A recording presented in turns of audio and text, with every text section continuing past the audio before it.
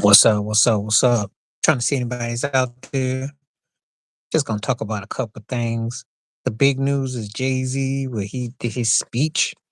And he's up there crying for the Grammys to give Beyonce Album of the Year. That's comical. Between him crying and then the whole thing with Big Mike winning all those awards and they arrested him for misdemeanor, I'm like, the Grammys don't miss a beat. That was like the biggest things. I couldn't really understand why Jay-Z was going on that she got all those awards. I mean, it's subjective. The fact is that she's got more Grammys than most artists. What's a shame and a travesty is I believe she's got more Grammys than Michael Jackson and Whitney Houston combined. She doesn't have the half of what they put out, but there's a lot of politics involved. So these award shows are fixed and audiences and everything like that. I don't condone them. I don't watch them. But this is what you're dealing with.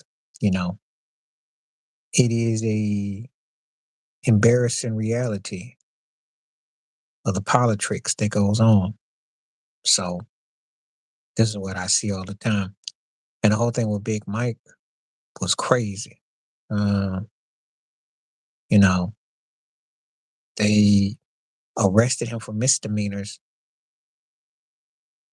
after he got the awards. I mean, like, really? Really? I mean, this is what it comes to? You know, that really make no sense. Now, you can go back to Will Smith with the two-piece KFC special on Chris Rock. He had nothing to worry about. But Big Mike wins 3 Grammys. They cuffing him. And it's selective. Now, in the food chain is Will Smith and his Big Mike. Take your pick. But, it's like a trip. But the Jay-Z thing,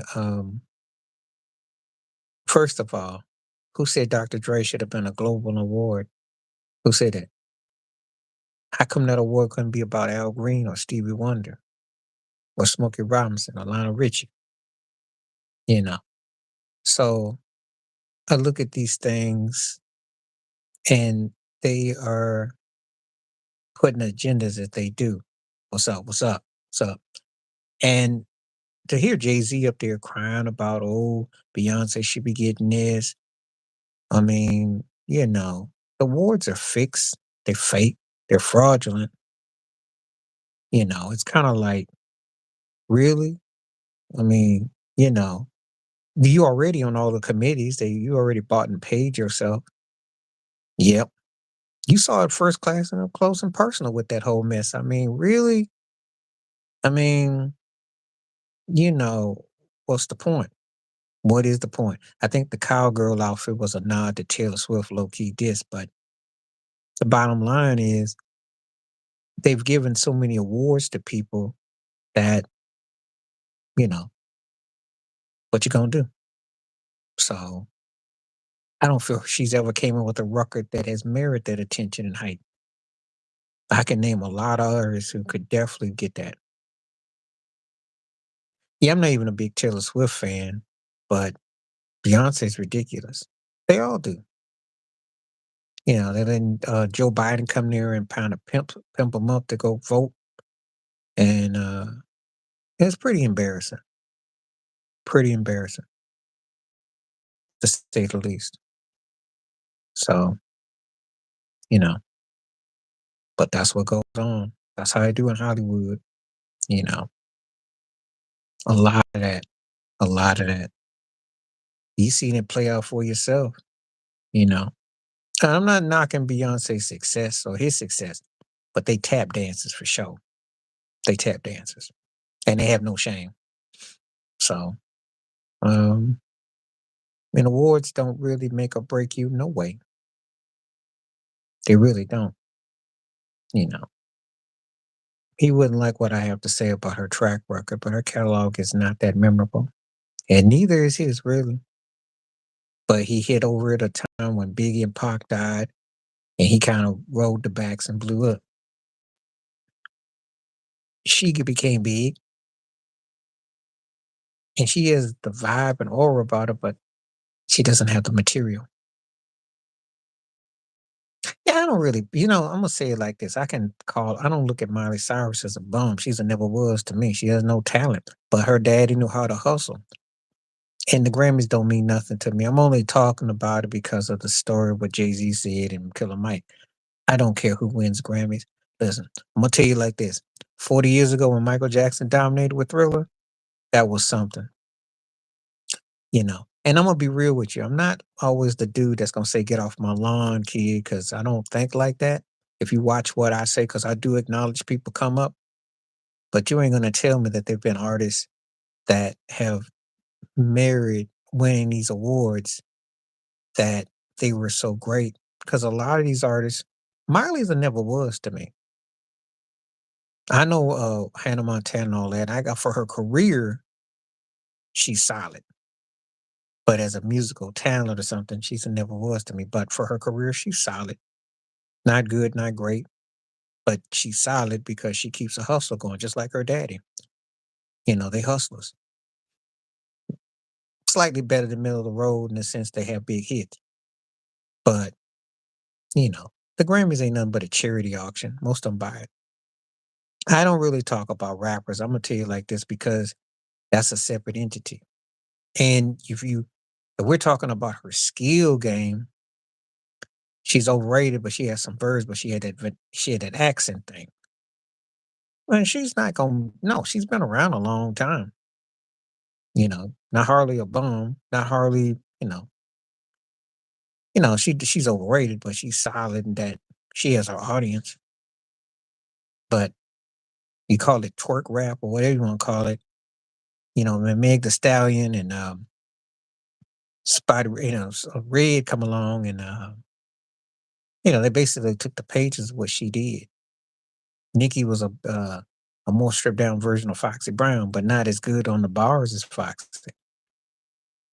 But, you know, it's just the industry, and Cardi B. Then you get into this pole dancing rappers, which ain't really, you know, but that's what the industry wants. They want escort rappers. So that's what you got. And that's what we get here. So, you know, so it's just one of those things. I'm not feeling it at all, but, that's what's up. So, you know, call it what you want, you know. So,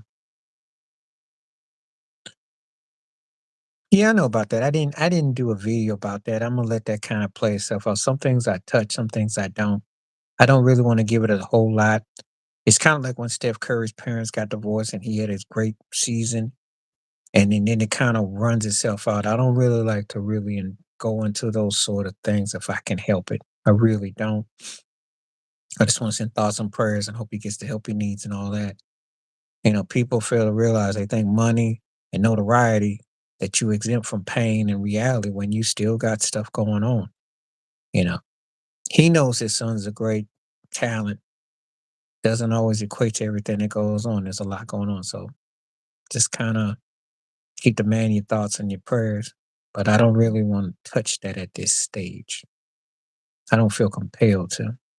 I could, but I won't. I'll let somebody else do it. Yeah, they did. But that's what they do, though. Just like they did with Steph and his parents. During the NBA Finals a couple years ago. But Steph stayed focused. So, and that's all you can do. Haters are going to stay there and, you know, so, but that's what they do. So I think Patrick will be all right. I think he'll be all right. He's a focused young man. He's underrated because he doesn't have a great quarterback. That's how you become underrated when you're tight end. You see how I did that? Now, when Shannon Sharp played with Elway, the value of him went over Trent Dilfer because he was a made man of rings.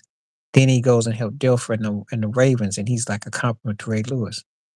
Kittle got handles, but because that team is underachieved, and now he's playing with what?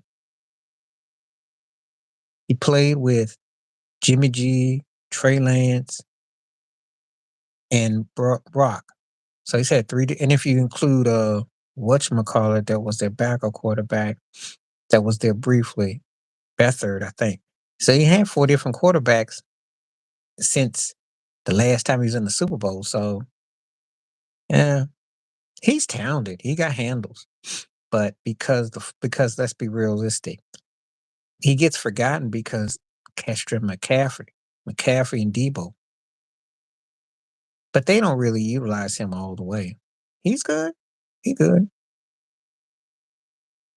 Yeah, Nick Mullins. That's what I meant. Nick Mullins. I was getting mixed up with Beathard. But yeah, when he had, yeah, they had all them, But because the 49ers have more dynamic backs, he's not quite used in that conversation. He's like the lowercase tier. He's tier, but because of Kelsey being so dominant. And that does make a difference when you have a dominant, great quarterback. See, a great quarterback makes everybody else look even more like stars, especially your tight ends, your receivers. No one feels that way about him. And he is bad, and he gets his yards, but he has to win. Well, he won't get fired, but he does have to win. I mean, you done gone to 4 NFC championship games, now 2 Super Bowl appearances with these different quarterbacks. So you do have to sooner rather than later. Sooner rather than later. Yeah, he do. He do. But it won't hurt Andy if he wins, though. Andy sits at the table if he wins. Shanahan, he could pretty much retire because he will do the first one since George Seifert, and it'll be a huge monkey off his back because then he will attract other pieces to the 49ers. But if he don't win, they're going to question Brock Purdy. They're going to question, there's a lot of things there. So, yeah, Mahomes is in the win-win situation, but the 49ers, they weren't even supposed to be there really when you think about it, how they got by Green Bay and then how they got by Detroit. So, and Cam Newton is looking like a genius by what he said about him. If he back to back alone, that's great. If he wins 3 in a row, they'll call him the GOAT. As simple as that. He wins this year and he come back and win next year, he will be considered the GOAT. A triple play in the NFL quarterbacks, he'll be called GOAT. And it will be nothing no one can do about it. And I know if he wins Sunday, which will give him 3, and he wins another one, it'll be 4. If he wins, he will be called the GOAT with 3 in a row. Yes, he will. It's just that simple. He never did, and he had actually more dynamic teams, especially when they got into the teens era of the Patriots when they beat Seattle, they beat Atlanta, beat the Rams, you know, and then lost twice to the Giants, but he had multiple runs. Their team was so definitely, definitely. So if Mahomes can first win on Sunday, then go back and do it again, yeah. He didn't have to cheat, but I think Brady was a great quarterback. I'm not gonna put that all on Brady because that was Belichick. Belichick's the one that's be holding it back because Brady did win in Tampa Bay. Brady did come through, you know. But there is gonna be that perception out there that, yeah, there is that perception. And Brady can't deny that they come with almost there's a certain sinister asterisk there. Sad to say. Sad to say. Because I do think Brady is the standard of quarterbacks. I mean, he was great. He came up big, but there is skepticism to say the least. But Mahomes' situation is completely different because he's not only that, but he's playing in a golden era of quarterbacks.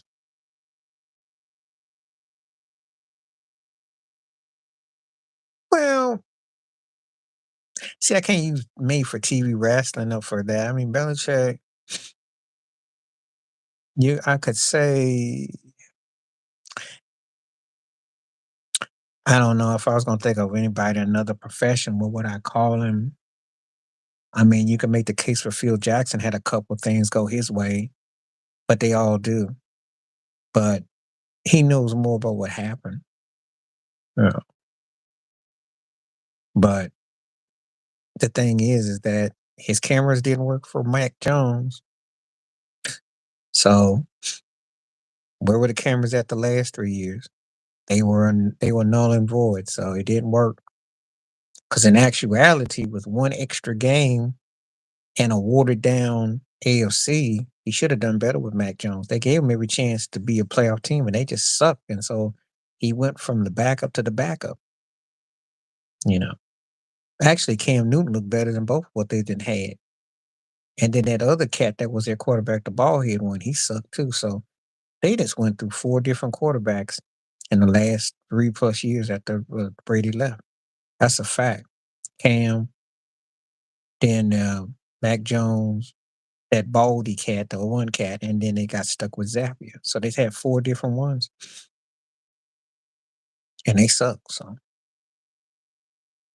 that's how I look at them. You know, I think his arrogance and his smugness is what works against him. I think if he toned it down and actually, show some contrition, people might take consideration. But he was just so smug with it. So, and like I said, he let Brady walk with a ring. So no one's gonna feel cry Argentina for a man that's got 6 rings, 9 Super Bowls, and you know. So that's all I gotta say about that.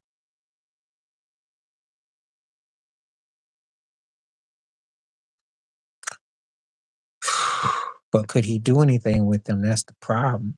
He ain't never have a quarterback as mobile as either one. Josh Allen would be more of a challenge for him because Josh fundamentally would have to, you know, defer to running and kind of like cheat code with play action and so on.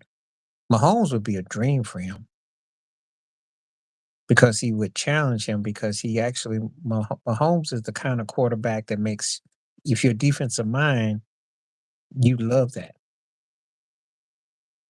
So that would be an intriguing match. But to see the only way that would work is if Belichick went to a situation where Mahomes needed a coach to be inspired to win. He ain't. He ain't. Whereas Josh Allen, he would definitely. Yeah, Purdy gets the Brady kind of in the pocket cadence, and then you can run the high formation with your back. That would be interesting. But I don't think he could do anything with the 49ers. I don't think anybody would touch him. I just think that right now, he's not worthy of getting any love because of how he did Brady. People don't forget. As a matter of fact, the word is the 49ers wanted Brady in the offseason. They would have had him as a starter and had Purdy back up. He has that kind of rep. You know, people don't tell the truth about Belichick. That's why I don't watch the sports shows calling it because they know he's a done man. We all know he's done. Stick a fork in him. If we couldn't get that Chargers gig, he'd have to go somewhere where it would be really a dynamic situation. Yeah, he earned his connections. He earned his connections. But Robert Kraft put a word in too. See, don't get it twisted. The owners, you can be a dynamic quarterback, and Brady happens to have all that. But Kraft can put a word in too. It does network. You know, it's like what you think it is. Because I know Jerry Jones put a word in with Aikman. They have tie-ins.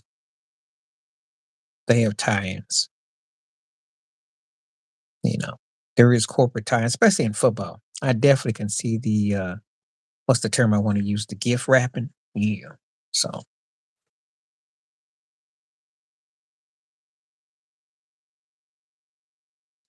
so that's how I look at it. But Brady, he's learned how to be charismatic. He's got some charisma. Her interesting character. You'd be wondering how he will articulate and what he will say because he's fresh. So people will look up to him, especially quarterbacks. He'll definitely get that. uh, And the first time him and Michael Strahan have a real chat. Brady's the one that probably moved Terry Bradshaw out of there and they put Bradshaw in the capacity. You got to have Brady frontline. He's got that aura. So,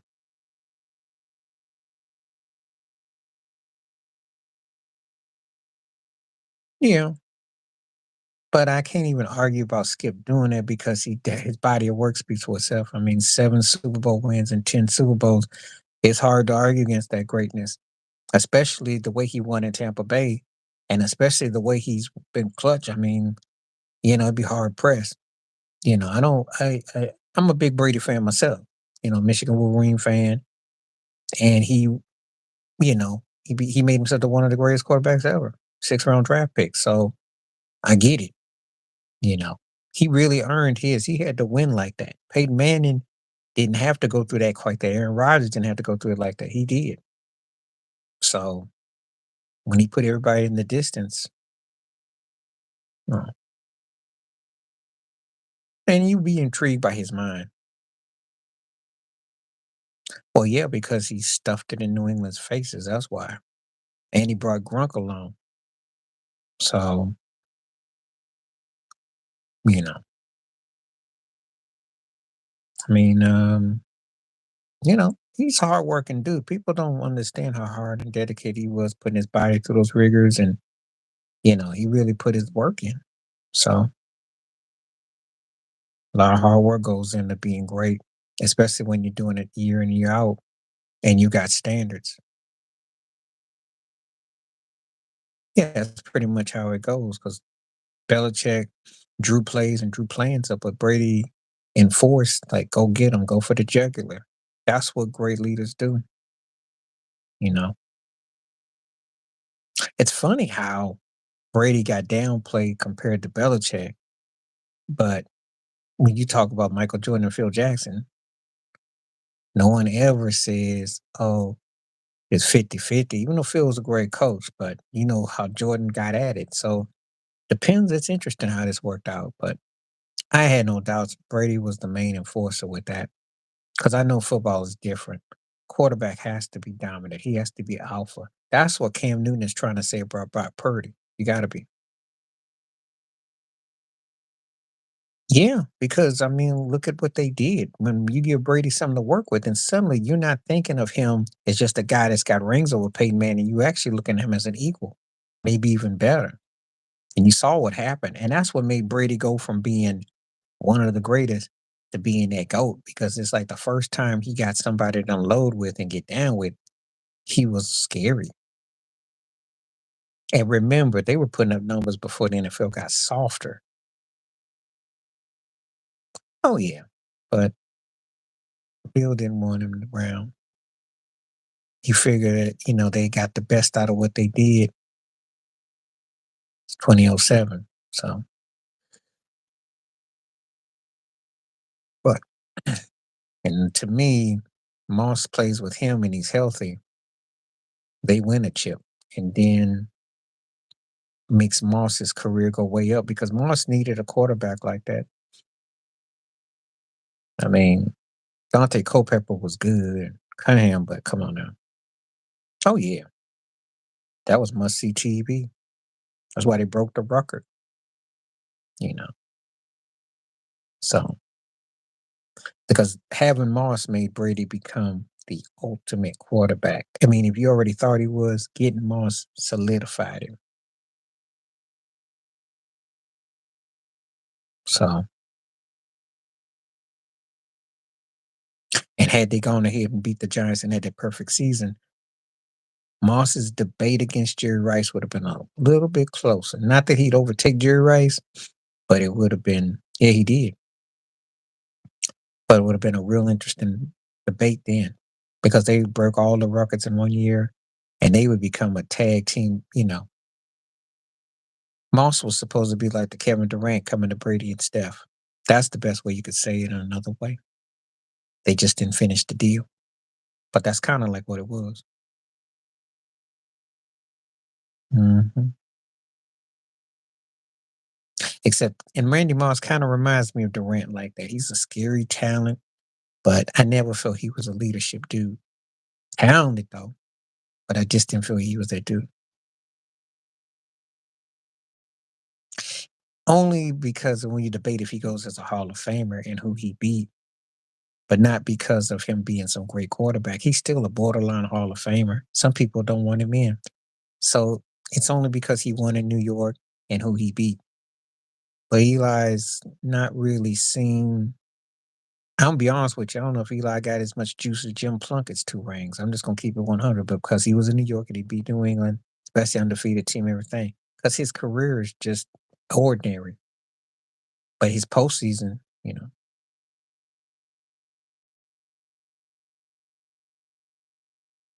I look at Peyton Manning more like Kevin Garnett, and Brady was like um, Tim Duncan. Um, because Durant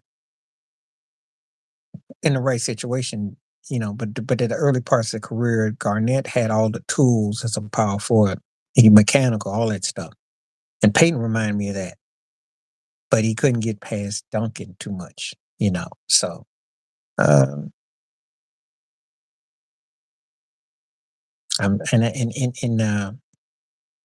they did. They did. And there was some bad picks, that was what it was. I hated that too. I hated that.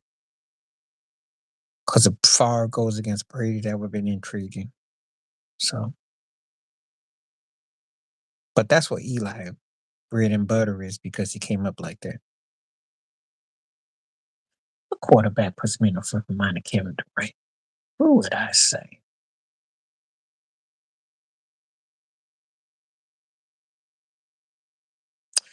I'd probably tell you Steve Young because Steve Young wasn't that he had talent and rawness, but when he got to play with Rice and that lot, you know, joining up with them.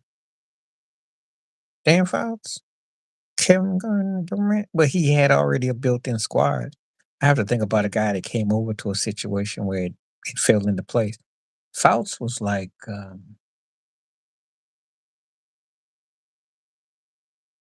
Fouts was kind of like Russell Westbrook in a way because you think about the talent he's had around him, James Harden type of thing. That's what he come to mind of. Oh, Grizzly Adams looking Dan Fouts, but and it's pretty much stat pad. I mean, I liked him, but they pretty much stat pad. Yeah, Randall had that 1 year in Minnesota. He looked good. Mhm. I remember. Just that kicker missed that kick, and then Atlanta beat him. So,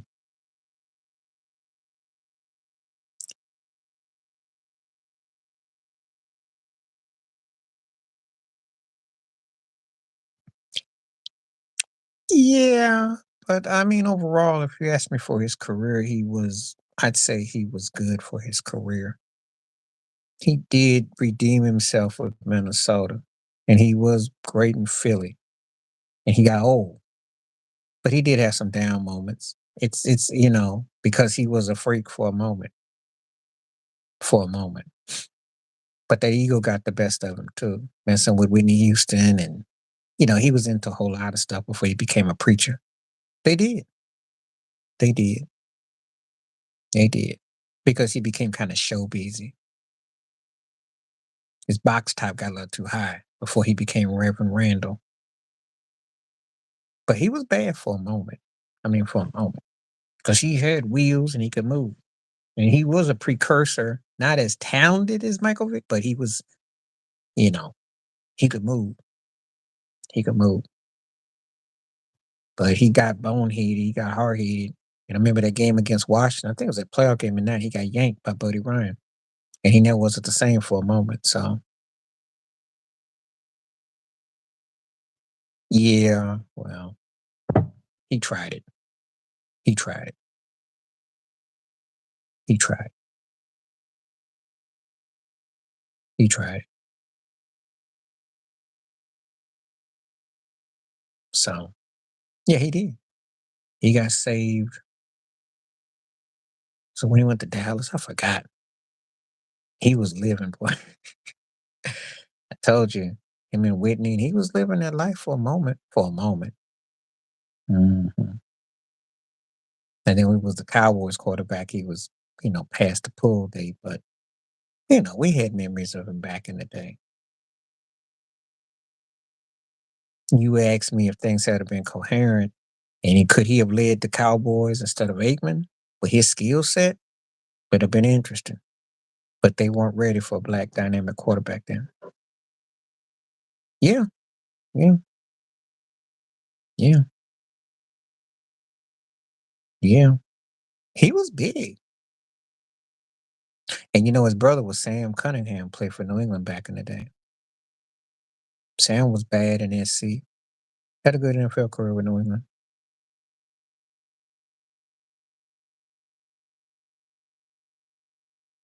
Hmm.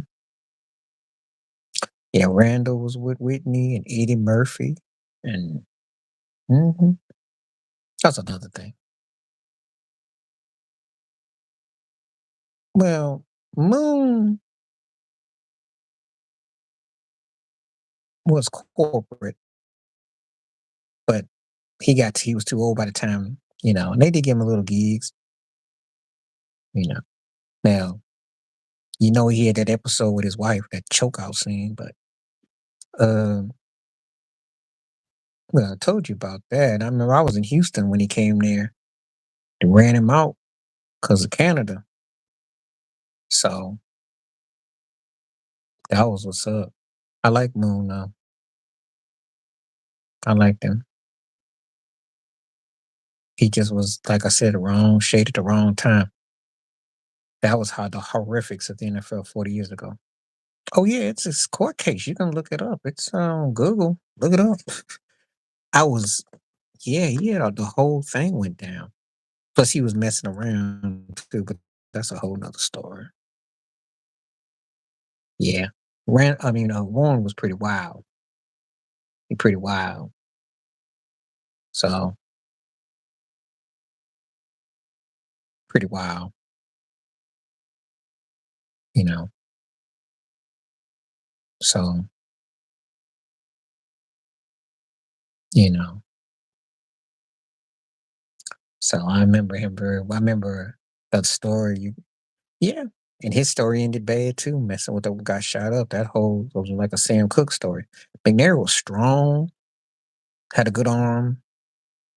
That whole thing with him and Fisher Price when he got locked out the facility was sad. How that ended in Tennessee. Bad dude though. Bad dude. So some of these cats, they stories is kind of like wow when you think about how the NFL careers, stuff that you hear and stuff you don't. See, I don't always put this all out on my main videos, but if you want to hear these little, you know, because that's how they did black quarterbacks back then. He had Derek Mason, who would be like a legit third tier receiver, but they don't give black quarterbacks that kind of talent. Just saying. Kurt Warner comes into the league, he has the greatest show on turf. McNair had brothers that he had to get from the car wash, just keeping it 100. So it's a big difference. Big difference.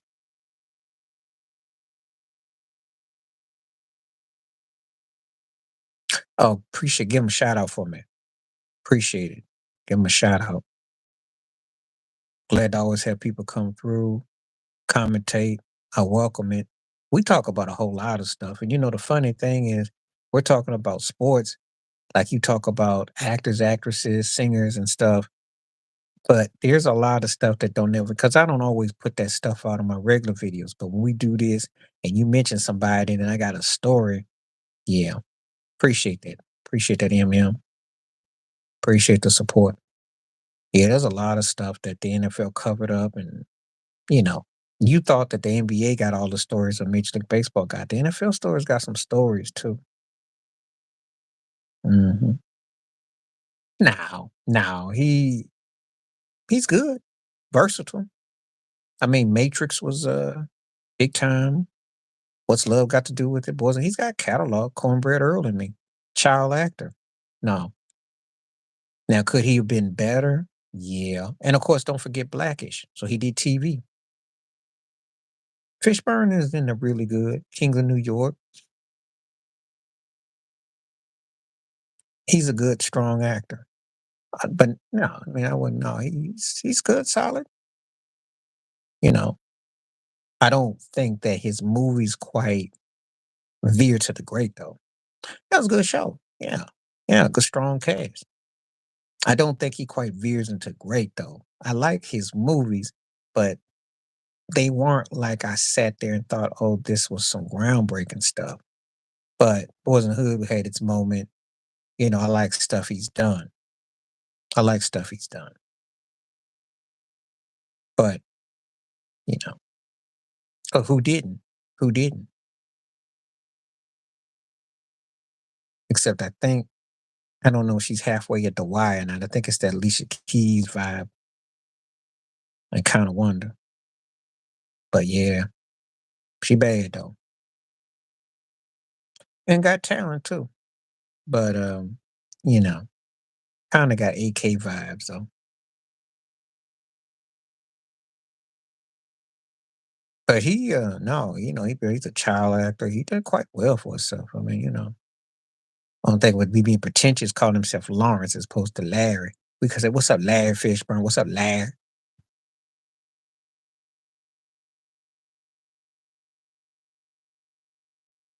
You probably would think it by some of the movies she's done, because some of the stuff she's done has been kind of like that token black girl and type vibe.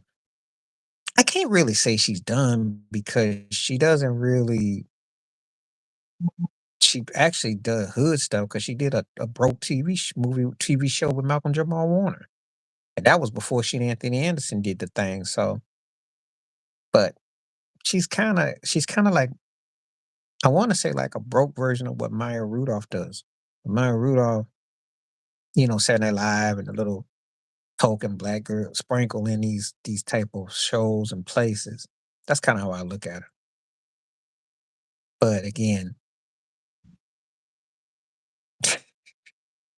I like MJW, but to me, he's a never was. I mean, really, Cosby Show aside, everything with him just seems like he wants to be a bass player. He wants to be a poet.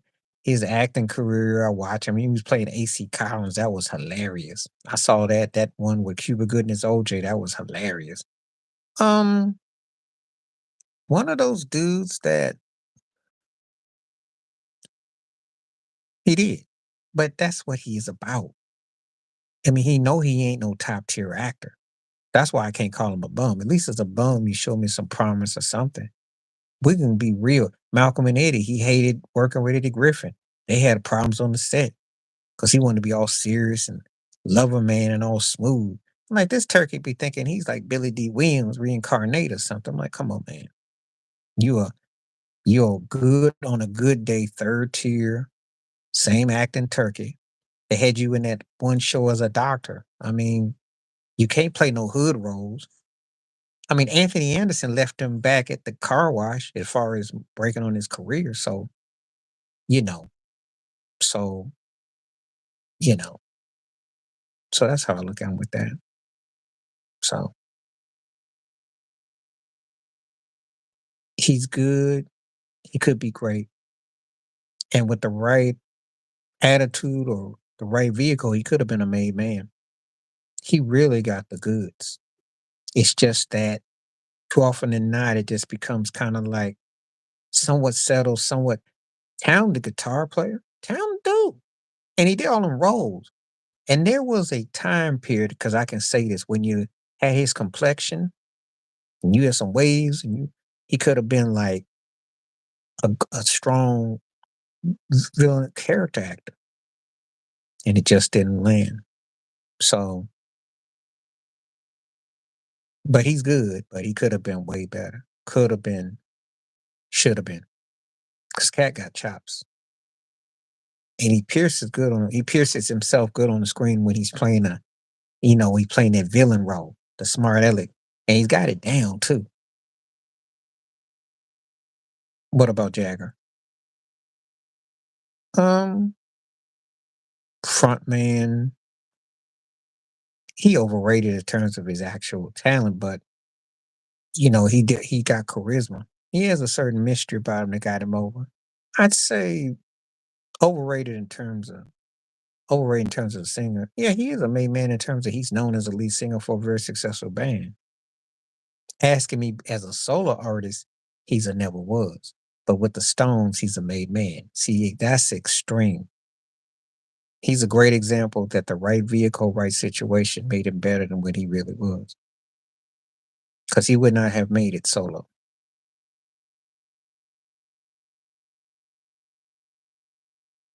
Van Dyke is great. Successful show.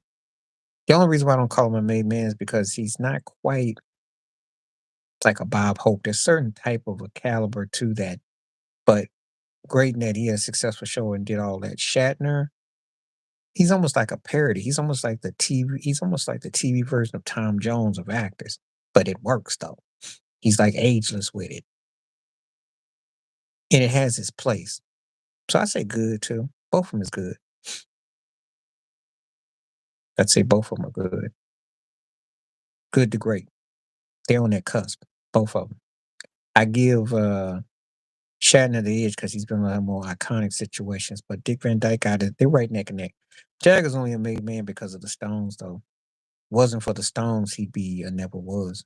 Cause he flat and his dancing and stuff was like corny. It was comical. And he wasn't that deep as a vocalist in the songs, but being with the Stones and being a strong front man, that's why. So that's one of the best examples I can give you about how extreme these things can be when you say a made man who it never was. Because he went to the because of how successful the band was. But without the Stones, I wouldn't pay him no mind. I wouldn't pay him no mind, you know. Paula is what I call solid only because she keeps a hustle going. She got the dance, she's got the wheels to fall back on. She had a successful singing that's amazing in itself. Choreographer. So timing everything worked out for her. For no talent hack like she is, she got a lot of miles out of that. So I will say she's solid. But yeah, she buck dances all the time. She sold her soul. Missed all them white boys, you know. Simon Cowell falls under the good. He would have been great and he would have been a made man, but he did that other show after Idol, and then he's kept on doing the same kind of shtick. He was credible. If he had to start with Idol, I would have said a made man. Because that would have been like, it would have been iconic. He had the game on lock 20 years ago, but then he kept doing the same formula. And unlike Gordon Ramsay, who can pull that off, Owl's act gets kind of old. Because unless you're really into America's Got Talent or you're watching this, he was on the ball. He was on the post 20 years ago. She's solid. I say she's solid. She's solid. Well, I told you about Hubie Brown. As a commentator, he's a made man. Epps, he's solid because he always have a lane for what he do. I don't find him to be that deep as comedian, but he keeps a gig. He's one of them lower second tier cats that again finds his place, finds his space. Jamie Foxx is good, but not great. And he'll be a made man despite an Oscar for Ray 20 years ago. He don't really challenge himself, all around kind of entertainer, but what does he really do that leaves a lasting impression? But I do like him though. I mean, he's had moments, but I'm not blown with Jamie. But he'll never be a bum because he can do a little bit of everything when you got the real him.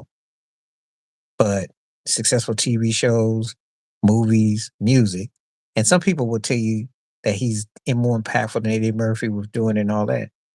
But I'll tell you, I can listen to Jamie, but I'm not blown away by Jamie. Nothing he really does has left that. I mean, the Ray was about the closest, but that's been 20 years ago. And that, with him, mm, Epps, I'd say solid. He plays a scary, certain role he plays. I think Juice was his best role, and he's done some other stuff, Love and Basketball, which I like. But and I did like the one with him and Tay Diggs. Yeah, I like that one. Them hood movies, the hood, but like the broke best man type movies, you know. But I look at him as solid, you know, kind of the same thing, you know, because he wasn't, he could do some leading man, but it wasn't gonna be. They wanted to make him action. It's kind of like, it was trying some things, but I respect him though. I respect him. He kept his craft going, but I'm not that big. I'm not like I don't go on apps like, oh, he cool. He cool.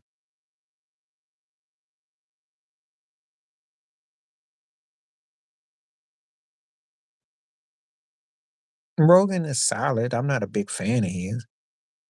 He talk a lot of trash. He's kind of like a broke Howard Stern, but people like that for Spotify for to doing the podcast. He's like the Stern of podcast.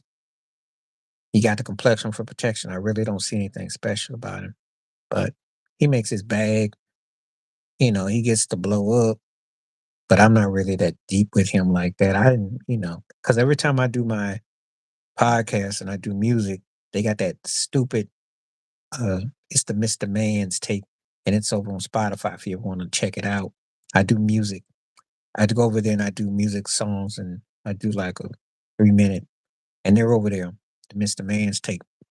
But anyway, every time I go hit the publishing, I gotta be reminded of his stupid because of the censorship, which they didn't censor him. But he's kind of like the Howard Stern for them. So and I don't trust white boys like that because I know what they be really saying, but that's what they want. You know, I don't get it, but he's kind of like that's like Dana White of podcasting. Ziggy was a height, you know. Now, compared to his daddy, he's a bum, but he's passable. All right. Broussard, well, he's got some intellect, but he's always been second tierish sidekick. Between Rob Parker and Daniels with Nick Wright and him, so he's a buddy buddy. Has some knowledge. I mean, he might be all right if I don't get into his political takes on sports, but I'd say a solid.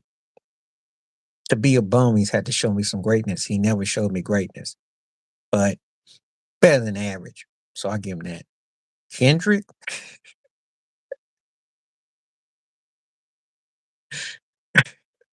this is hilarious because they're asking Kendrick Perkins like he's some deep connoisseur of basketball. A guy who, if we were talking about the greatest meme muggers ever, he's top five. He might be top two right at the Ben. Wow, he meme mug with the best of them. His his expertise on the game is he has a raw take, but I'm not really. I'll say he's a solid. There's no greatness there, but Broussard's better, so I gotta give Broussard as a good compared to Kendrick. Kendrick is comical to me that they're asking him. Since his career, if you did a 2 minute YouTube highlight reel, it'd be consistent of a minute 50 of mean mugging with that beard. You won't remember his play. There's quite a few. If I go back to obviously Cheryl Miller, uh, um, Cynthia Cooper, Cheryl Swoops, you know, got respect for Tarasi. Caitlin Clark is nice. I mean,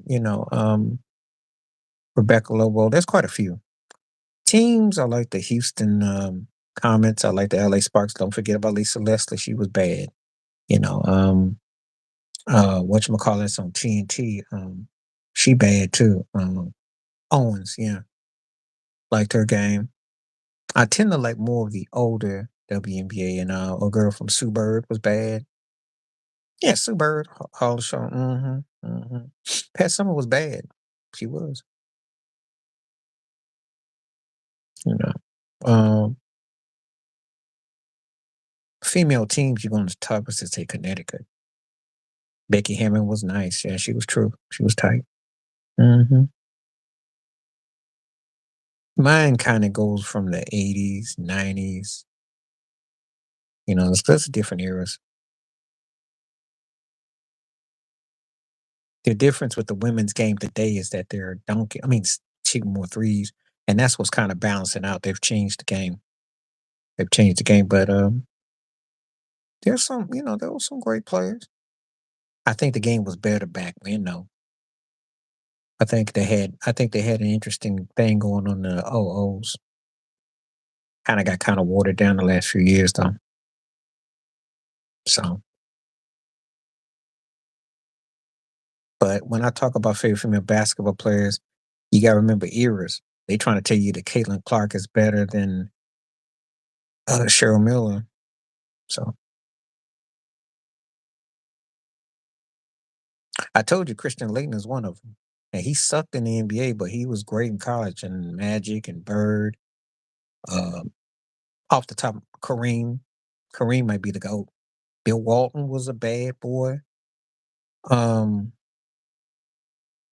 Olajuwon. Um, uh, there was a dude named Keith Lee. Lynn Byers was bad. Uh, Sam Perkins was bad. I know some people gonna say Jordan, but I didn't look at Jordan quite like that dude. 'Cause that's like saying Brad Daugherty. When you saw how Dean Smith had his guys play, Isaiah was bad in college too. Um, yeah, I thought he was. I remember him. He was nice. Joakim Noah was nice too. The Florida back to back. hmm Weber was nice in college. Um, um, Lynn Rice was too. Um, Danny Manning. I mean, I can name a lot of cats. Yeah, he was with Florida. Kevin Love was nice in college. Adam Morrison was nice too, except when it came big time. That's all. Um, you know, Jimmy Jackson, Bobby Hurley, Greg Anthony. hmm Um, there's a few cats. There are a few cats that come to mind. Pistol Pete Maravich. He was scary in college. Oh boy, look them stats up. He was, but he's another one of those guys you didn't see that it was going to be like what it became. Yep, he was. But Pistol Pete averaged like 40 something. I mean, that was unheard of. When the guys played college basketball and they was putting up like 35, 40 points a game, they were special. So mhm. Different era, different time. Different era, different time. There was a lot of cats back then. Sam Bowie was nice too. Um, I can remember a lot of these guys. Derek Coleman was too. He did. Bill Russell was great in college too. Oscar Robinson was too. See, we gonna talk about it. I go back to different guys. I can tell you, Elvin Hayes was a beast in college. hmm So, um,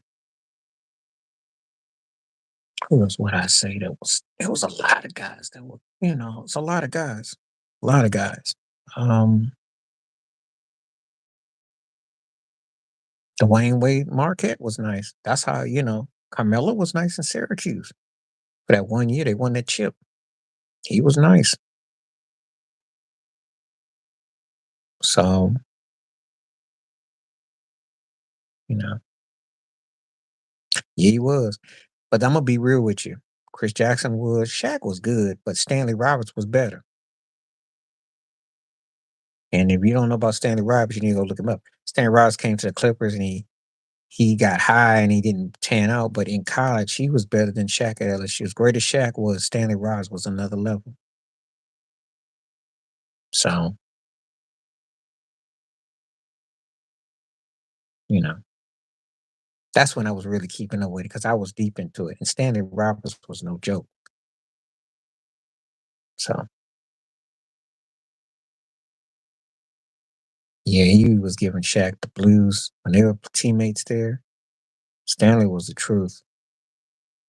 He was the truth. See, so like I said, it's a different era of college ball. Different. The guys that were teammates, some of the guys that played, and you got to see some of these guys play. You couldn't imagine that they were, you know, they were bringing it. They were bringing it. So just an incredible. Yeah, yeah, he was. Alonzo, it can be after you, and they were nice in Georgetown. Iverson was nice in Georgetown too. Hmm. Hmm. Chris Mullins was nice at St. John's. Yeah, yeah, I would think Mark Jackson was too. Yeah. Hmm. But Derek Coleman at Syracuse was the truth. So a lot of these guys that you kind of forget because, again, Ralph Sampson in Virginia. Yep, yep. Cycly was nice too. Yep. Different era though. Different era. And I will talk to you about college basketball from the 60s to about 1995, and that's when that was it. That's it. Because I told you after Garnett 30 years ago, then Kobe and Amari and all that, Yeah, I mentioned Darty because he was a precursor to Duncan. He just got hurt. Had a nice touch off the glass, and people thought Cleveland was going to be the team of the '90s in the East. So he don't get hurt because he was balling, and he was just like Jordan. He was a different beast when he got to the pros, but he got hurt. But he's still doing good for himself. He doing NASCAR. I think he doing good for himself. It just it didn't come to full fruition.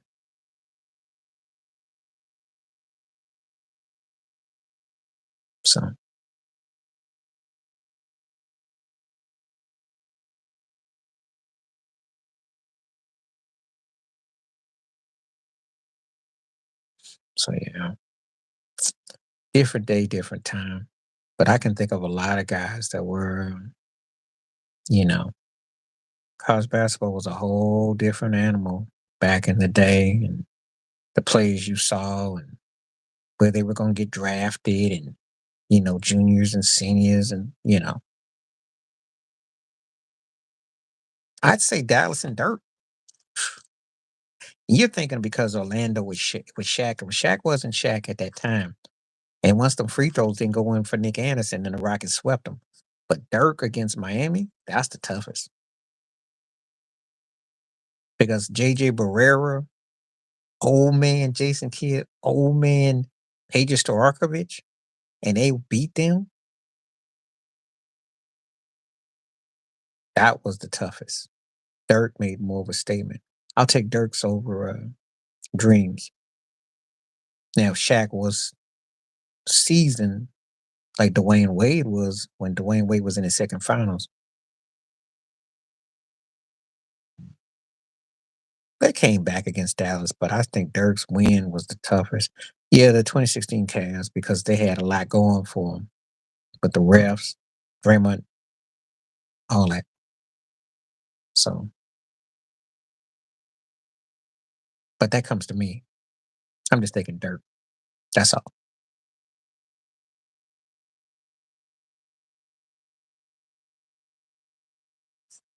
So that's all.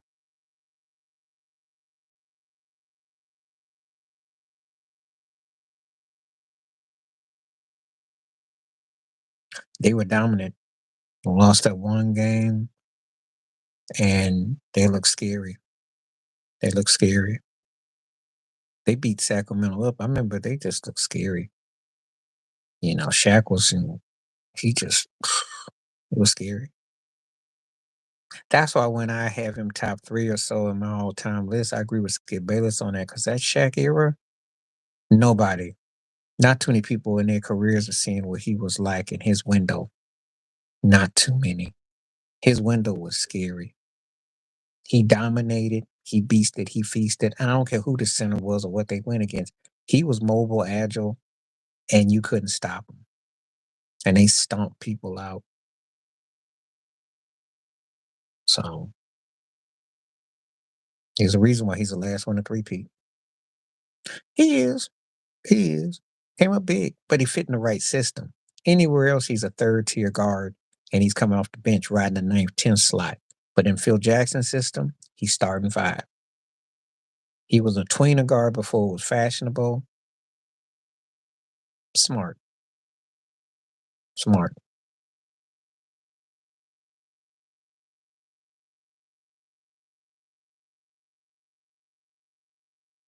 So he was clutch. So was Rick Fox, too. Fox played good defense. Fox had some big shots. So got to give him his due, too.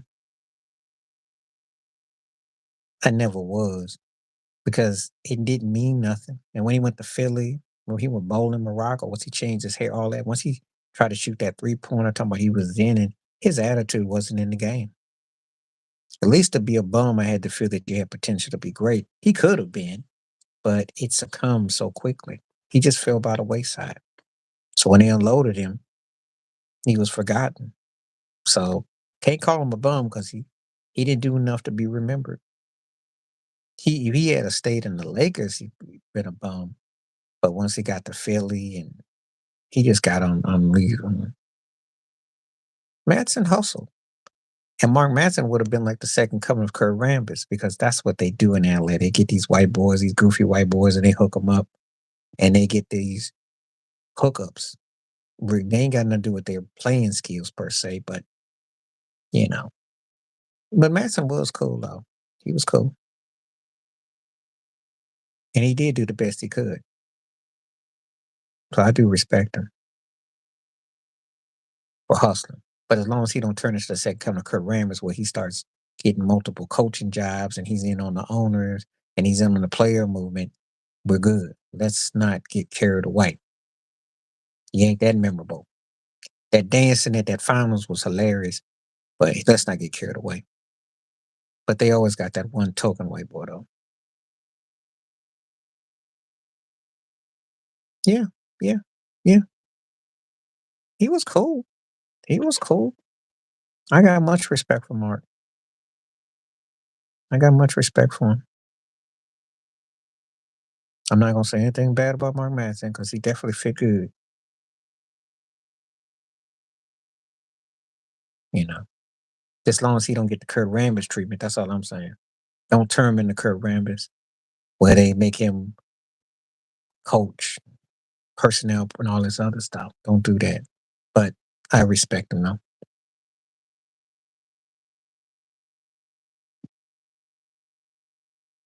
Just checking something real quick.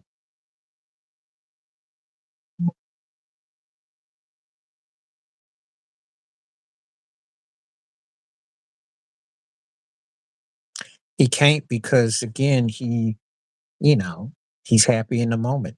He can't be satisfied. He got a ring. He scores a bunch of points. He's not, you know,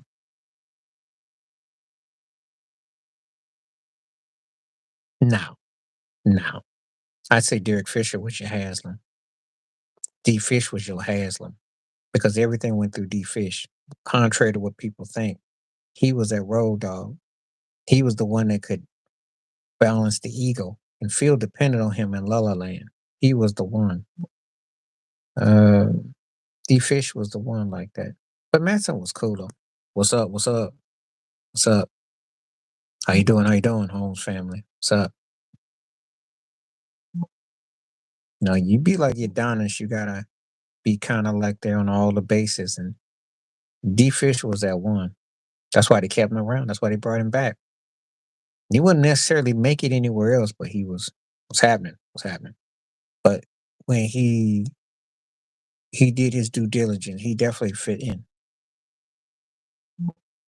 He fired him because D Fish was macking when he hired him in New York because he thought he could be a good leader. But then he got caught macking on the sideline. I told you about how he was drawing up plays. He was macking on Tim Hardaway Jr. because Tim Hardaway Jr. came out and said he couldn't conquer. His girlfriend was getting messed up by Fish. Fish over there drawing up pimp plays. He said, "I'm gonna screen and I'm gonna go there and talk to her in between." They sucked too. He sucked as a coach, but he was over there macking. That's what happened. He was macking on the job. That's what happened. Yeah, he was rocking those cut fresh New York suits and over there drawing up Mac moves. That's what it was. That's what it was. But that's another story. That was after the fact, but he'd be macking on half, just macking. Yeah, Fish was like that. I heard about Fish. Mhm. I remember when his ex-wife, the daughter needed some procedure done, and he was in Utah, and he told me, he said, "I need to get back to LA. I can't have it here or something." I'm like, "Yeah, okay." Me and my homeboy cracked up off of that because he made it sound like he had to be in a big city to play. He was no joke. He was no joke. But I will give him his due. When he went to OKC, he was scrapping. He showed something. Um, he is in out of his career. Play a little bit like that. But yeah, yeah. Fish was something else. Him and Rick Fox too. Them dudes, them cats was players for real. He was a fighter. That's why one thing you like about D Fish, he scrapped. He was a scrappy cat. He wasn't the most talented. And like I said, on most squads, especially when he got with Utah with Sloan, he was like a third wheel guard, but he was feisty. He was a fighter. And he understood how to be a good tweener at the time. He could shoot, move, do what he did. Wasn't fast, but he had good handles. He did enough of everything right. Yeah, and he left her behind too. I think he was with Sharon Stone too. Fox got around. Fox was player for real. Player for real. He's still out there. He be for them streets, walking around with the Elder Barge blowout. He be for them streets. He used to crack me up. See, when he was with Boston, he was more clean cut, and his defense was always on point. Got to LA, he had the Elder Barge blowout, and then he was throwing that hair and he hit them threes, and that whole thing with um Sacramento with that fight in the tunnel was hilarious.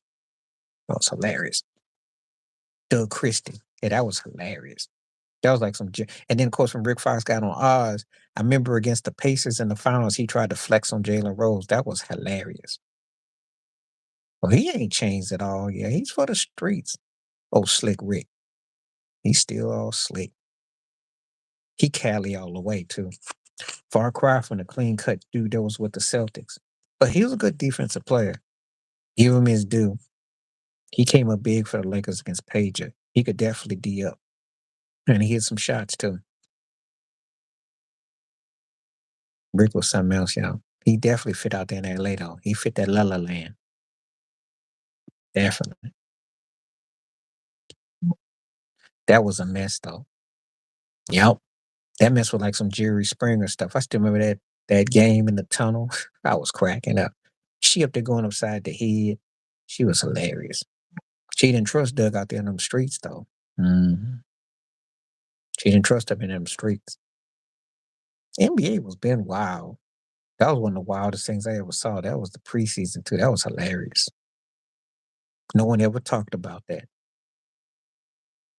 Because between Doug Christie's wife and Solange Knowles, no one ever said a word about what really happened. Didn't trust him. You know how these groupies are out here, it's thought central. Chicks out here got They got the pages too. What's happening? What's happening? They got the sports pages too. They know who's playing for who. They be watching. How you doing, Mazar? Yeah, they got the pages too. They be knowing who's for who. Tell you be freaky deaky out here. Hmm. You probably because once Sacramento started to win and win some games, then all of a sudden they got some groupies too. So I don't know what it's like now. I don't know. I'm sure it's still wilding out there. Sure, it still is wilding. It's just the cat's kind of, you know. Yeah, I remember. She wasn't used to that though. Wasn't used to that. But she's old school. But she didn't want them to clobber on her boy. But that's how it was though. Yeah, that's how it was. You gotta remember she ain't but so much older than him too. So it's not as far fetched, she's mama. She was still quite young, you know what I mean? So there's not that big, that big age gap like that. So I remember that. Hmm.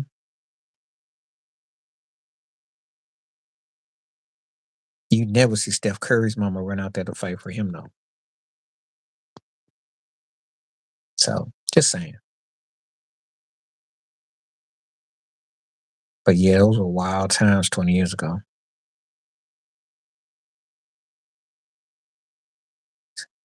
Ron is like that. He cusses a lot, so it's not a surprise. You know, he cuss over anything. But no one's hold it against him now, except for people in the know. I don't want to hear nothing KG got to say because he slurps at his altar now. And Ray, that's a different story. KG can't talk about nobody talking about Carmelo. When him and Carmelo are cool now, but when Melo was married to Lala, he said, Honey Nut Cheerios. We cracked up off of that because Melo was running in the tunnel looking for KG, and KG was all running like a deer. It was hilarious. So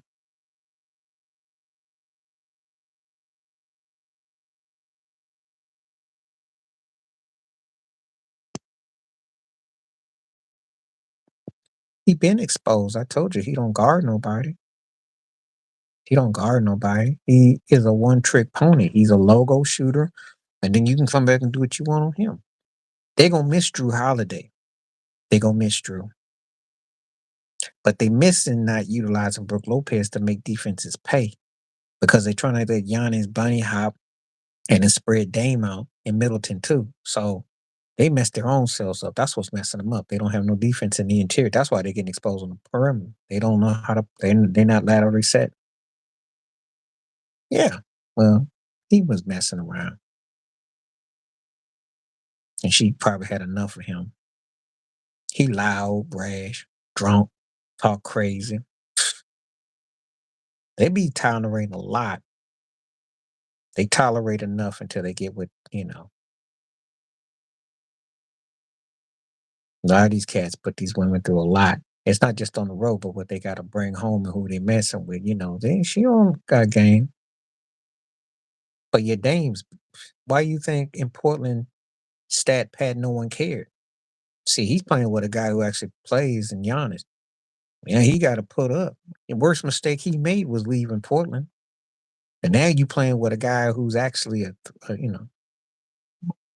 Cookie went through a lot, still does. Magic stayed playing point. They split up 20 years ago, 21 years ago, something like that. But Magic, yeah, Magic still got women chasing him. Mhm. Cookie's cool. She tolerated a lot, but that's a whole nother story though. I don't want to be getting, but let's just say a lot of stuff went down. So, but Dame, yeah, back to Dame, he ain't never been no defensive guard. Still do. Well, look, if you got $1 billion and you grin all the time and he's a money making machine. Yeah, yeah, you do. Yeah, you do. So, hold on, I'll be right back. Let me check something.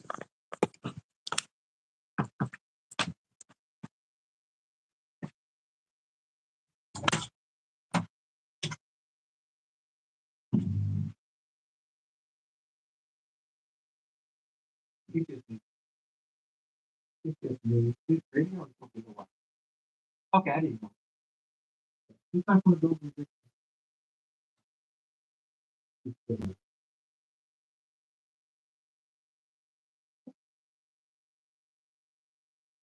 Yeah, you can make my name. But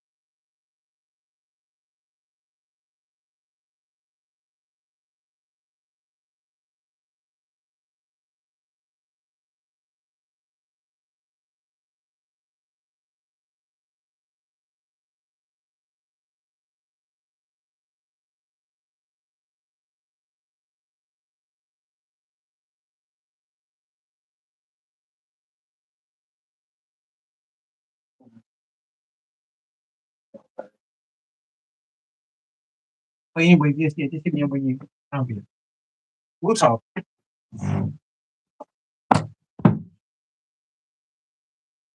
What's up? What's up? All right. All right. All right. Just had to step out for a moment. I'm back. Um, he need to play off the ball. He can play off the ball. He can play on the ball. No one is worried about Dame. It's just limited. Yeah, because he wanted to play with Butler, but the problem is that he's not out. Miami needs an alpha. If Bam and Jimmy were combined, then Dame would be perfect.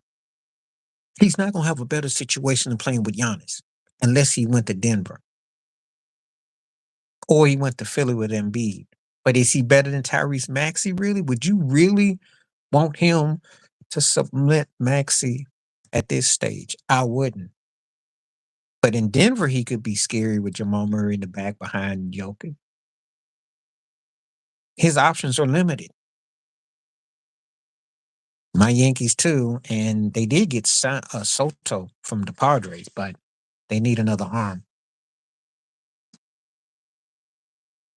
And I don't know if they're good enough to match Baltimore, Tampa Bay. I'm just gonna keep it 100. I know they want to move on from Giancarlo. Uh, Aaron Judge, he can hit, but I don't know. And I and Aaron Boone got to do something because I mean, Mr. Almost 90 win season ain't good enough. He will, but they still need another arm, and I don't know if they're good enough to take over Baltimore or Tampa. I'm just gonna keep it 100. They can't beat Houston. I know that for a fact. So that's the toughest thing about being a Yankee fan. The last 7 8 years, you can't beat the Astros. Try hard as you might. You can't get by them. So, but yeah, Dame's problem is that Dame's looking, and Dame made a mistake. He ran his mouth. Now he's playing with a guy who could help him out. They're gonna find out in the postseason, but no one takes him seriously because it's got to do with him. It's not even about Giannis because Giannis is balling. But Dame is a liability, and they don't play no defense. And they're missing Drew Holiday, and they don't utilize Brook Lopez. They need to make people pay, and they settle for a lot of that hero ball. That's their problem with Milwaukee. It's hero ball. Could you imagine if Dame, Giannis, and Lopez three tagged up, and then Middleton would be the beneficiary and play hero ball? That's the problem. Hero ball. So nope.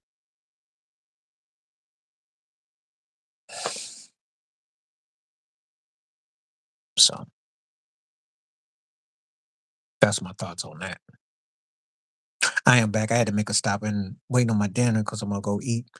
I'm gonna take everything with me when I get ready to eat, but had to make a quick run. But I'm back. But I addressed that. You talking about the Mavericks or the Cowboys? Because you could be talking about both, and you wouldn't be wrong. Cowboys need they need a playmaker at running back. They're missing a playmaker, and I don't know about going after Derrick Henry at this stage, but they need a playmaker. Oh, the veggie burger. I like the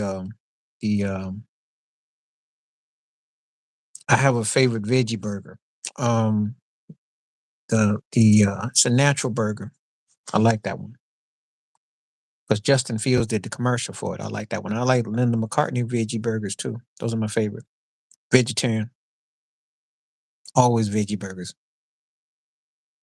I like the Five Guys vegetarian burgers were great. Yeah, the Mavericks need Mavericks. Who could I use?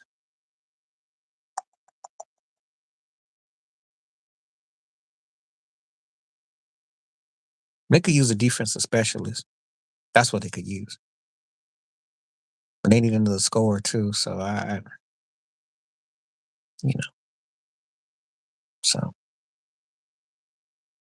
but yeah, good call about Dallas though. But yeah,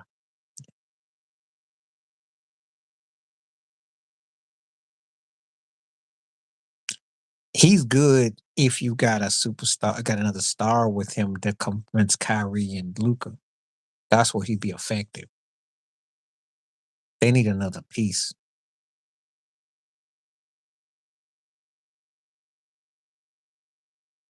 See, if they could clone Sabonis from Sacramento and put him in the middle with what Luca does, they'd be straight. That's the kind of cat they need, if you want to know. They need that kind of player with Luca, with Kyrie. Then you get a Caruso. Caruso goes to Sacramento. That's a good fit. He needs to go to a built-in team that can win, and they're on the cusp of just another piece that will complement too, but not just by himself. So you got to have like a kind of a built stack situation.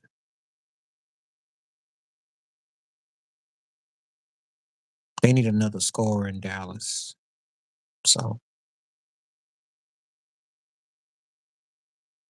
yeah, but they kind of like all the same. I mean, they need to go get a guy that can create.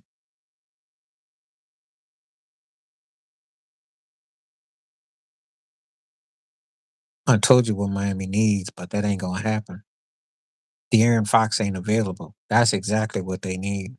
They need that kind of dude that can be instant offense, or Ant Edwards. They need that kind of dude with what they got. Then they would be unbeatable. That's what they're missing. They don't have that plug. They got the parts. They don't have the plug. Pat Riley's looking for the plug. He ain't got the plug. That's the problem.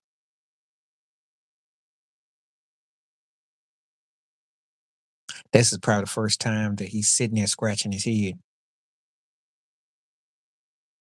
He was coming on good, but he's in a he better be careful. Not so much even about his legal issues, but he better be careful that he don't get old and become like Blake Griffin, be a guy who be in the league 6, 7 years and people forget about you because you didn't do nothing. Because he's on the cusp of being gonna go through that Deshaun Watson twilight year where you missed 2 or 3 years and people forgot about you and you were just a pup. So he better do something because Memphis is on the they look like they could collapse. And those guys ain't gonna want to stand there. veins in it. They gonna stand there when they wasted because he wasted the last 2 years. So and he can ball too, but you're gonna forget it if he don't come back. You get old real quick. Had a discussion with a buddy of mine. We was talking about the bubble league group. You can get old in that league real quick if you waste 2 or 3 years. Get old real quick.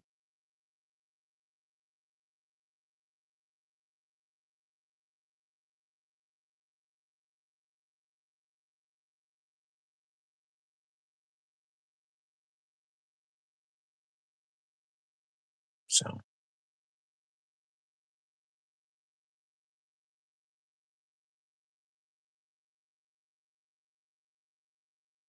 not until he got old. Just kind of like Derrick Rose. Not till he got old, he started hitting them lucky 3 points against the, cats rely on athleticism, and before you know it, you have injuries, other things come up. Then you're 25 to 30, and then you lost 3 or 4 years of your window. And then cats that came out with you or after you start winning, and you kind of become like milk carton. People see you, but they don't see you no more.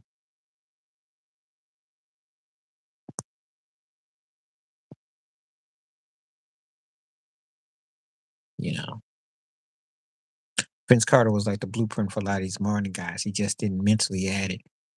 And when he had all that stuff, he'd been around a long time, but at time when he was that dude came and went. That's what happened with Rose and with Blake. Might happen to Ja if you ain't careful. It's a short circuit. And if you don't win and do stuff in a timely matter, that circuit goes away. Just saying.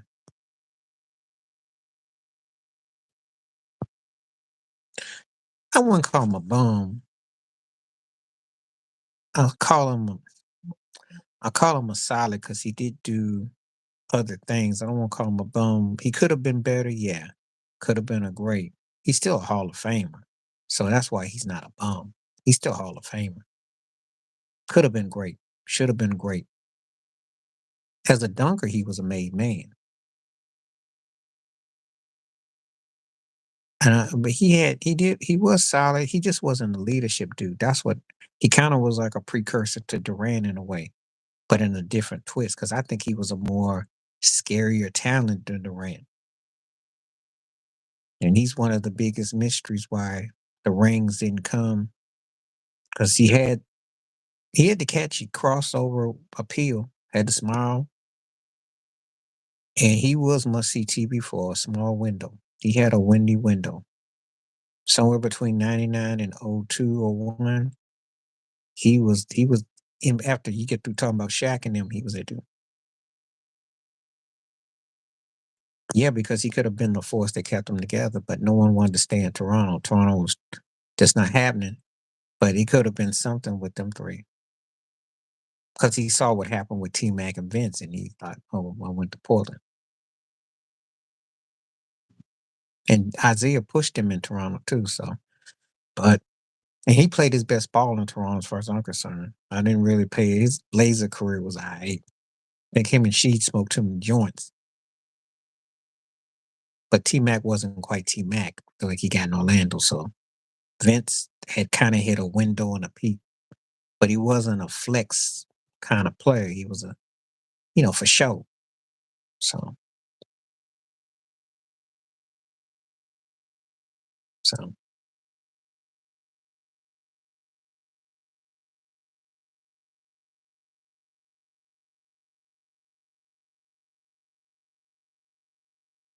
you know,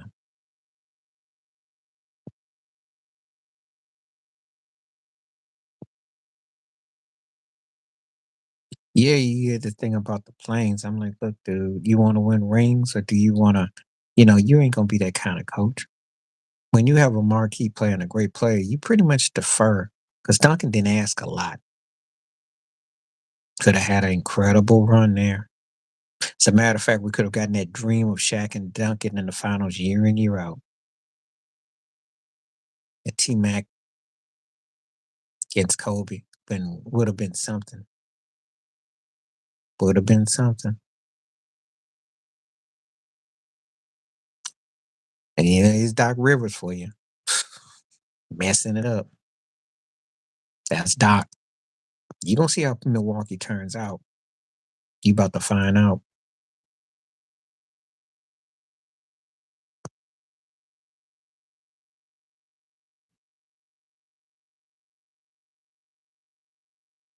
Yeah, well, yeah. Yeah. Would have been. Atlanta would have been a threat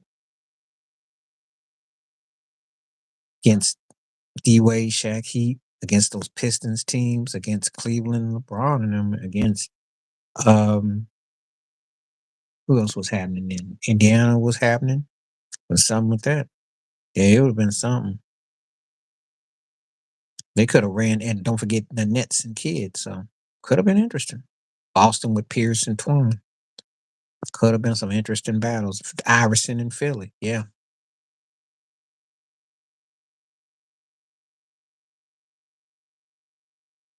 yeah. That was a lost situation, but that's Doc for you though.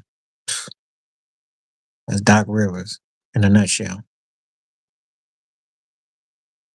He got that ring to show for it, and he got two finals appearances. So that's his saving grace. That's it. I don't know what's gonna happen with Milwaukee though. We'll see. We'll see. I don't have a lot of hopes though. He did. It had a good idea with Sheed at the center position too. That was a smart move. Just didn't finish up. Didn't finish up. Sasha Verges got them free throws, and I had to hear about Sasha's name from a Laker fan. Homeboy used to talk about Sasha all the time. Got on my nerve. But anyway, I got out coached. Had the right strategy with Sheed too. He has a tendency to overcoach, undercoach. So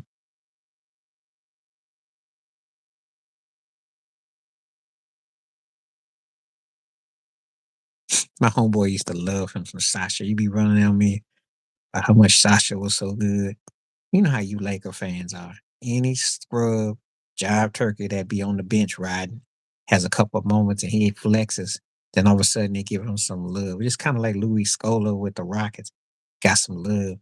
Cats be all greasy haired. They're like some rejects from New Jack City. All greasy haired cats trying to play like they some mobsters, some runners, some, street hustlers. Crack me up. But yeah, he had his little run. Yeah, you do. Yeah, we love scrubs. We don't love bums. Scrubs we love. Scrubs we love because we'll laugh at them because they be talking like they got game. We don't love bums because bums can be great. They choose to do what they want to do. There's a difference. I don't love scrubs. I love the scrubs. I don't love the bums. Scrubs we love because you still got Smush Parker talking trash right now. Still talking trash about Kobe. They wouldn't talk to him. He's still tripping. Yeah, but he was likable because he did the best he could. He did the best he could. Big, he did the best he could. I can work with a scrub because he gonna play out his mind. Even though it ain't much there, you gonna give you a little something. But a bum is frustrating because a bum got the potential to be great. He can go all the way up to great. He can be good, and then he can be average and just be a pain and a diva and don't do nothing. Give me a scrub any day. Bums are painful.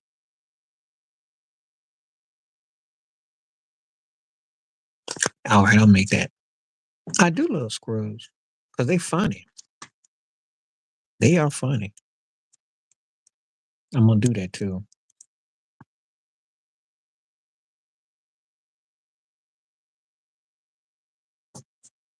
I do. Scrubs be acting like they got game. They be hiding behind somebody and they talk trash. Sasha did that mess. Bums don't get no love because they just be. He was funny. He was. He was. He did the best he could. Just like Winningham did too.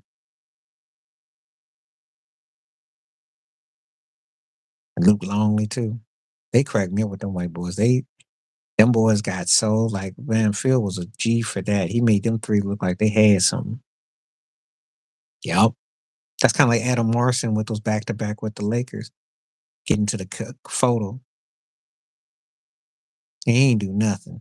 He was late to get to the photo op to get the back to back. That was funny. Adam Morrison's back to back was hilarious. He was late for the second film. We used to call him Doo Brown, Randy Doo Brown.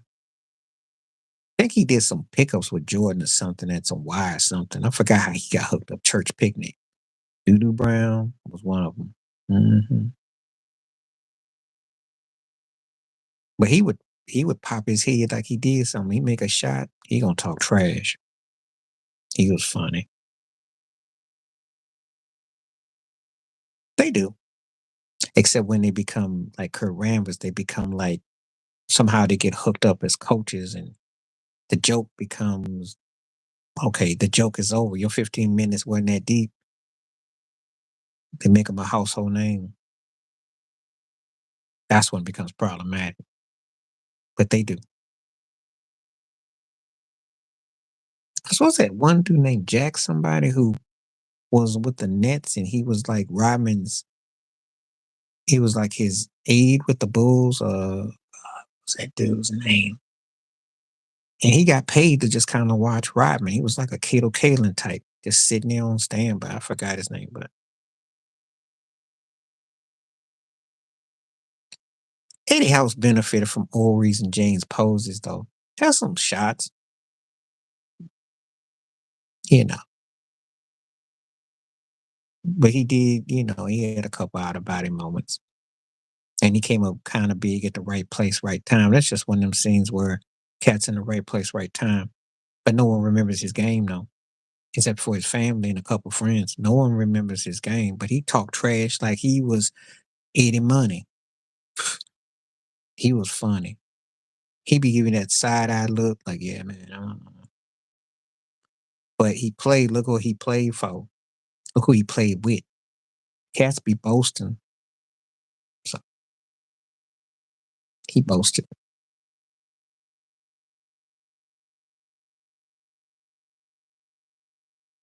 Football scrubs, though, are different than other scrubs because they special team guys. They have a special play. So it's kind of hard to tell the scrubs. It's a little bit different. But I will say this. Okay. But Kansas City got a lot of guys that you could make that argument about as far as their receivers. Them turkeys ain't got no handles. So them cats is kind of light. So, you know, that's the truth. That is the truth. So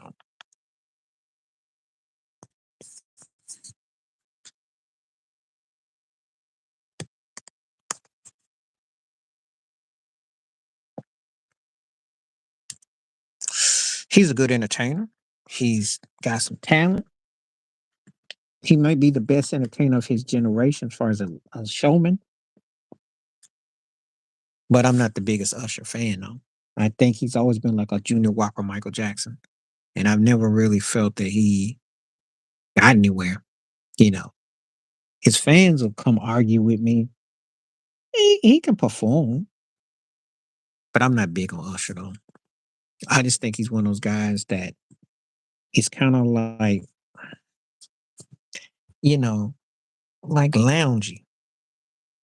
Can dance, can move, sing, but there's something missing. He'll never be considered great, but he should be good for the halftime show. But when he up there talking about he gonna have his Michael Jackson moments, I fell out of my chair. So ain't you been trying to be a broke Michael Jackson? Michael Jackson, Bruno Mars, Prince. If we talking theatrics, Donna Ross in a helicopter was good. Um, yeah, they come to mind. They come to mind. Because Michael had the theatrics and he did that whole thing. And I thought Bruno's was tight and I thought Prince was tight. And then Donna Ross's was cool. Kind of underrated with the helicopter. And then who am I thinking of that I'm missing? Because a lot of them were sleepy times. Yeah, Bruno got down. Bruno got down, but Michaels was the standard for me because she was the one that made that thing pop.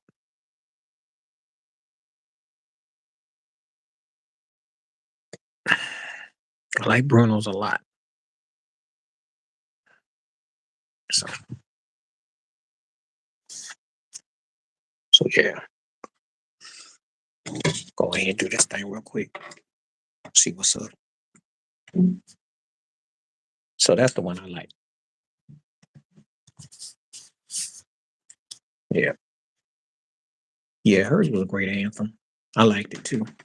I definitely liked it. Mm-hmm. So,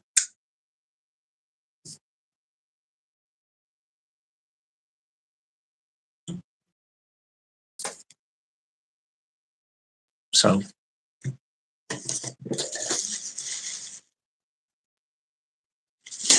yep.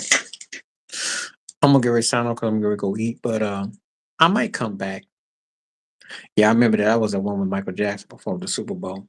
I might be back. So if I come back, I'll be back in 20 minutes. But that's the one again, Dallas. All right, I'm signing off. Now I'll catch you. Peace.